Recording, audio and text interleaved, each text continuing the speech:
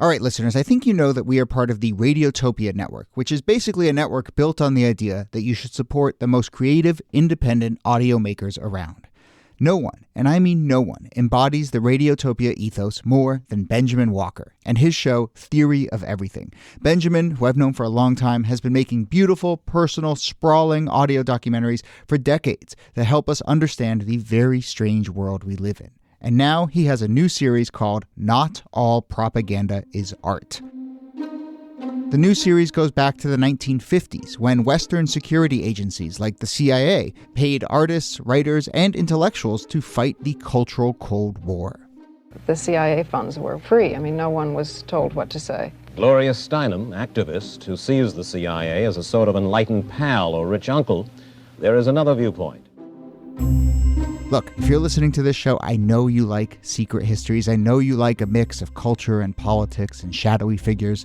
So what are you waiting for? Not All Propaganda is Art from Benjamin Walker. You can find it now wherever you listen or at theoryofeverythingpodcast.com.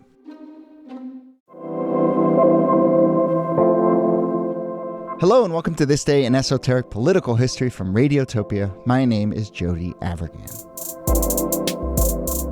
This day, November 1972, Denver says no thank you.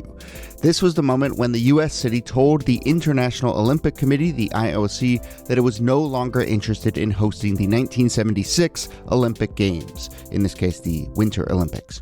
The Games had been awarded to Denver 2 years earlier, but then local citizens and officials started to have second thoughts.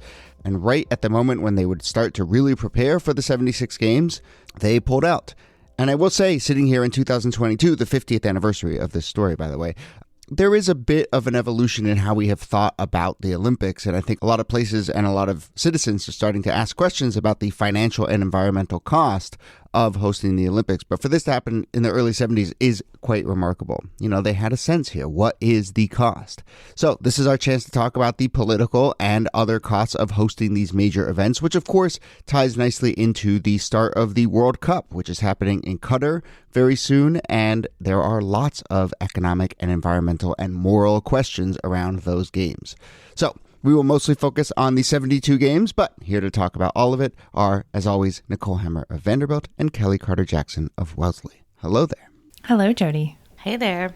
I love this story. I will tell you that I worked at 30 for 30 for many years, and I always wanted to do this story, and we just could never do it. But I was like, oh my gosh, Denver rejected the Olympics in 1972, and I was like, I bet you there's still some like old hippies like floating around who were part of the protest. Like this would be great, and it didn't happen. And now I'm working on another project, which I'm not sure I'm allowed to talk about, but I'll hint at it. I'm working on another sports show. I'm hosting another sports show, and I tried to get the story of the Denver Olympics into that, and it didn't happen. And so, now we're doing it here. So I'm so glad we could fulfill a dream for you.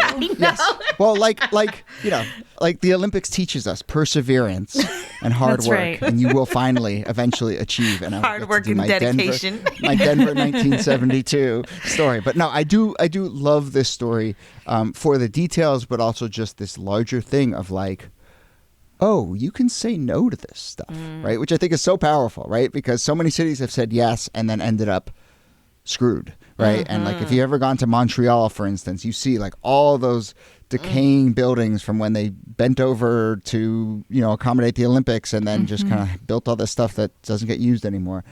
So I have lots of thoughts on this. I've been actually doing some reporting on this kind of stuff for this new series. But anyway, let's go to Denver.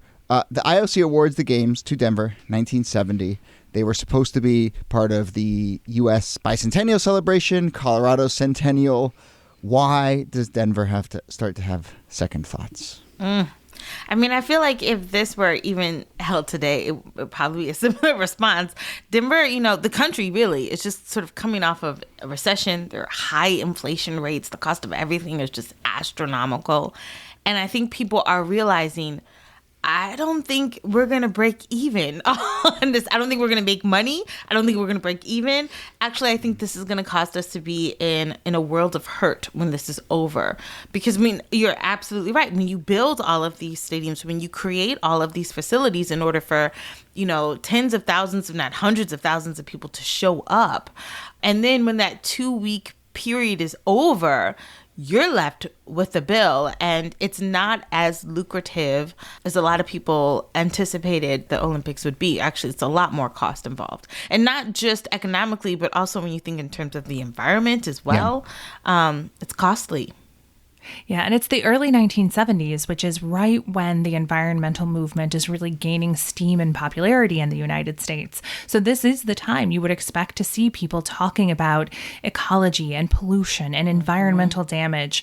And you have these activists who come together. They form a group called Protect Our Mountain Environment. Doesn't spell anything interesting. Poem. Poem? I don't know. The acronym game wasn't that great back in the 70s. That's right. Well, it was a inflationary period. And this idea that you were going to have to build these things because Denver kind of oversold its surroundings. There were places where you could ski, but they were a little further out, the ones that were developed. And so it really was going to require taking some of these very lovely green spaces and making them not so lovely and green anymore. Mm-hmm.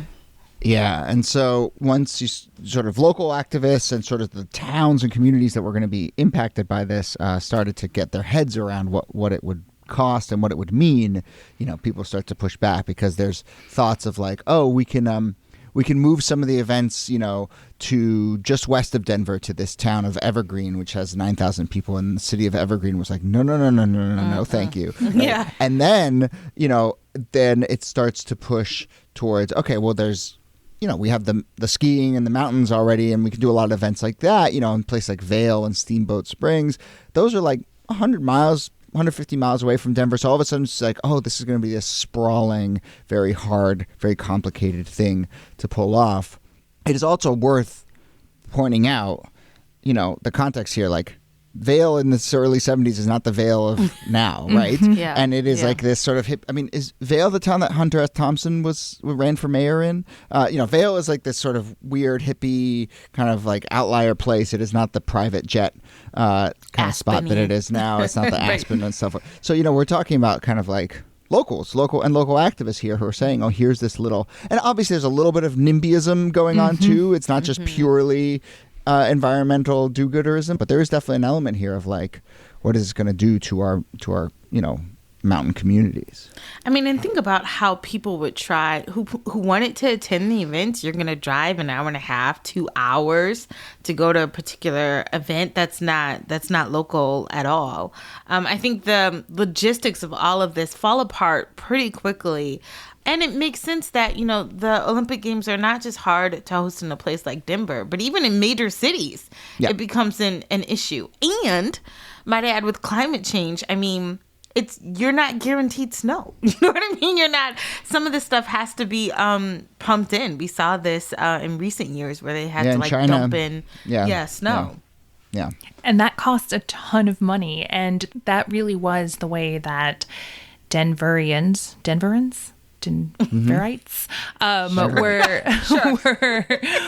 were putting forth their power, were exercising their power, the power of the purse. They were like, we refuse to be taxed in order to pay for this. They in fact put forward a referendum on the 1972 ballot amending the state constitution specifically to prevent the state from levying taxes or from appropriating any funds in order to stage the Denver Games. So the people of Denver, the people of Colorado, essentially just like cut the legs out from under it by ultimately very successfully passing this referendum. All right, so Election Day 1972, which is the day that Nixon wins in a landslide nationally, Colorado residents vote kind of like 1.5 to 1, 500,000 to 350,000 to block additional state funding for the Olympics. Business officials try and band together. And this actually sort of makes me think of, Mitt Romney sort of famously claims like, oh, I saved the Olympics in Utah. And that was many years later. And if you actually scratch the surface of that, like there was huge opposition to that. And Mitt Romney saved it by basically just like doing some pretty shady stuff with business officials and the IOC, one of the shadiest organizations in the world. But, I always felt like, gosh, Mitt Romney is kind of sticking his neck out by lauding what he did in the run up to those Olympics, but that's for another story. But anyway, Go they back tried to to do that. talking about Bane. Exactly. They tried to get business leaders together, and it just didn't happen. In the months after that referendum, especially, they kind of just say, "We're sorry." And I think one of the state representatives is quoted as saying, "We're sorry. We got to say to the nation and the world, we are sorry. We are concerned about the environment. We made a mistake. Take the games elsewhere." Which again, I just find a really remarkable statement. This relatively small town, which probably, could have really put itself on the map in a way. That's the sort of sell of the Olympics, right? Just face down the IOC and say, no, thank you. Yeah. I mean, this is a question you see every 4 years when the Olympics come up is, should we be doing this? I mean, even during the pandemic, it was a question of like, okay, we're going to have to postpone people. The other thing is it comes on every 4 years, depending upon, what sport you're doing, or it's every 4 years, winter or summer. So, it's not that often, but at the same time, people have proposition like putting it in Athens, having it in Greece, and having it be like a thing that just stays there. And I think that works for the Summer Olympics, but for the Winter Olympics, it's still tricky making sure that some of these winter sports can take off in certain conditions. And Salt Lake City tries to swoop in and nab the Olympics. They're like, hey, if Denver can't do it, we'd be happy to do it. And the IOC is like, we're done with the Americans for now. Why don't you guys sit down? We're going to take this over to Austria. Austria's going to do it. Is that right? Innsbruck? Yeah, Innsbruck. And that's where you end up with the Innsbruck names, which, to be fair, the only reason I know Innsbruck is because I know that they hosted the Olympics at one point, And like the only reason a lot of people know Lake Placid is because they hosted the Olympics. It's like, again, that's the sell of hosting the Olympics. It really puts the city on the map. It can be a really great civic moment, but the question is, at what cost? And Denver is the only city to, reject an Olympic award, right? To have been given the Olympics and then turn around. There have been a number of cities that have had these moments where they've backed away. And so Calgary was bidding to host for 2026 and then citizens voted no on a referendum and pulled out. Innsbruck, I think, again, was trying to do a bid, and they were like, no, we're going to back away. So I think people are starting to ask some of these questions because, just to state it plainly, I mentioned kind of Montreal and all these facilities that get built, but the costs just balloon and balloon. And everyone knows, the 2010 Vancouver Winter Olympics were supposed to be $500 million. They ended up costing $1 billion, right? It's like 3-4 weeks and then the world moves on, and you're left holding the bag. And so people are starting to ask real questions, as I mentioned. And, we were chatting before we started recording about the World Cup and how Qatar is hosting that.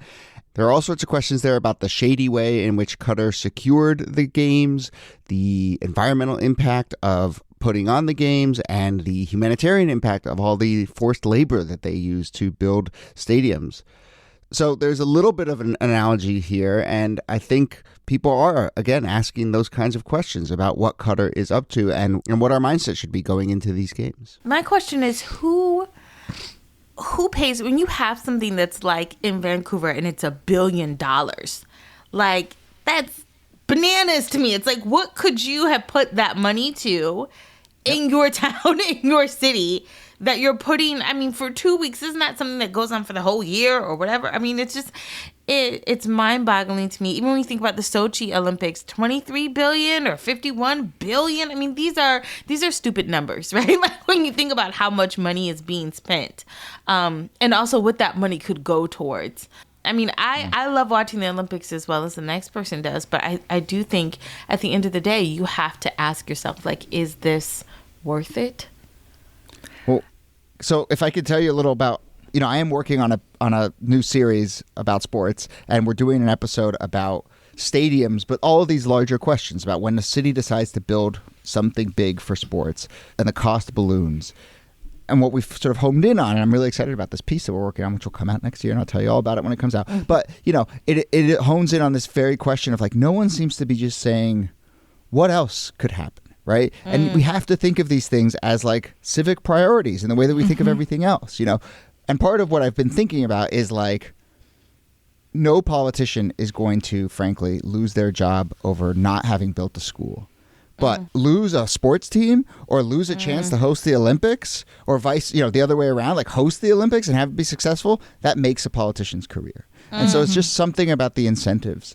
It's a political act, right? Yeah. And politicians people understand ask, that. not just should I attend, but like, should I watch? Should I be complicit in this spectacle? When we know that it is cost. I think about the World Cup. I think about what the report on what the Qataris are doing and how many people have lost their lives and how many workers are being exploited for these soccer games. And you really have to ask yourself the hard question.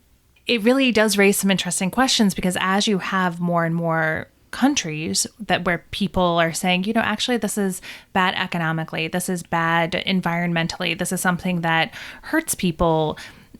If places with a conscience decide not to host these various games, then you do get places like Qatar and China and Russia hosting these events. And then that creates another slew of questions, because it's not just about externalizing the cost to these other countries, but the countries that are willing to take up those externalities are often countries that are willing to engage in just really horrific human rights abuses and a number of other things. So it starts to highlight the moral consequences of all the choices that go into these big events. For sure. Can I also say that, like, as a fan of the Olympics, I love an underdog. So I always find myself like rooting for the small countries, like rooting for the country that has like 2 competitors or whatever. I'm like, come on, Burundi. Like, I really want these smaller countries to win, because I feel like it feels like such a indictment about the state of the world and how power plays out. And when you think of like globalization and capitalism and all of this stuff, it's hard not to feel conflicted.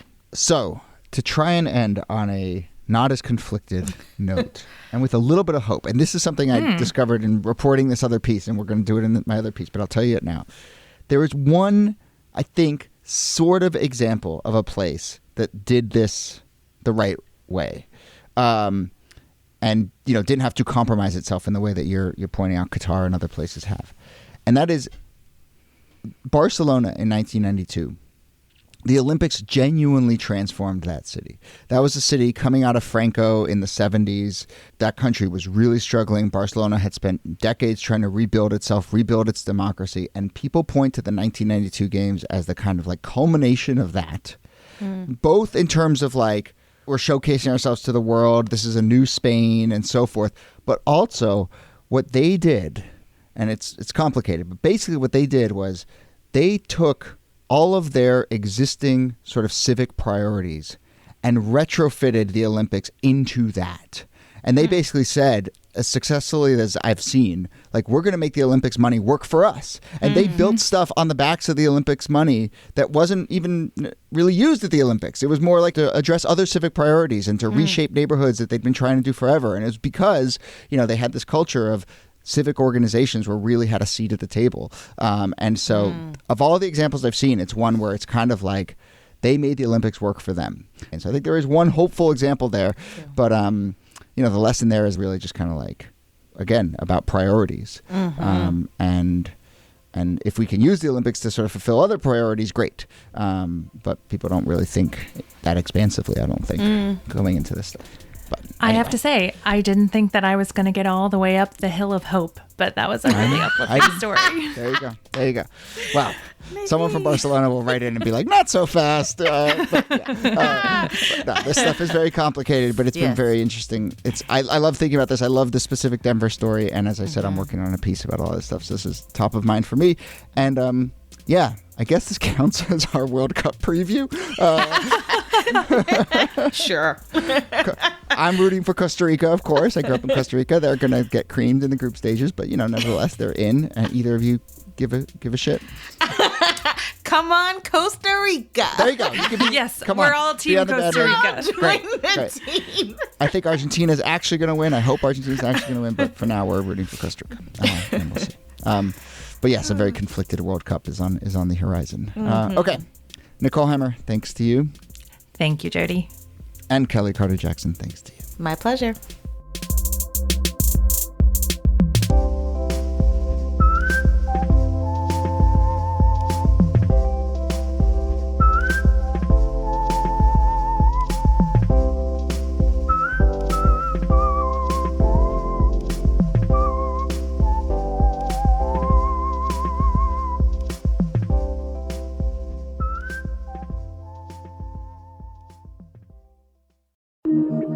Radiotopia from PRX.